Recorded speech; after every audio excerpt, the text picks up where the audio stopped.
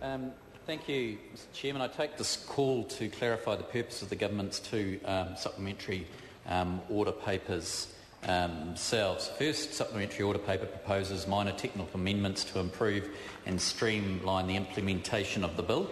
More specifically, it separates certain intertwined provisions of the bill so that they may be brought into force via separate commencement orders as envisaged by Clause 2 of the bill to ensure that parties have sufficient time to prepare for their new rights and obligations. It provides for administrative and tenancy tribunal forms to be updated and approved by the Chief Executive of the Department of Building and Housing rather than regulations. It updates tenancy tribunals' jurisdiction to mirror the new process for dealing with the abandoned goods proposed under Clause 42 of the bill.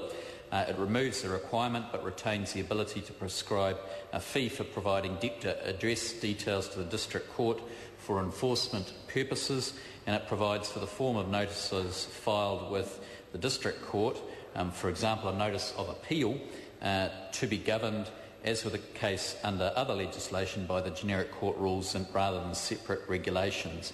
While the above changes are minor in nature, collectively they'll aid clarity, reduce unnecessary regulation and facilitate improvements to the administrative processes over time in response to feedback from users.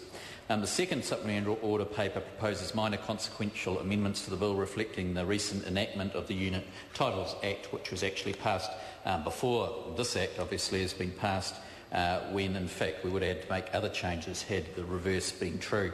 Both supplementary order papers are consistent with the policy intent of the bill and those changes recommended by the Select Committee. So can I assure members that the SOPs that I am tabling here today, that they are worthy of support. There is no policy impact on them except to make the bill more streamlined and understandable by those who are using them, and I urge members' support. I'd be happy to respond to the members' queries in due course. Paul Sumaroni.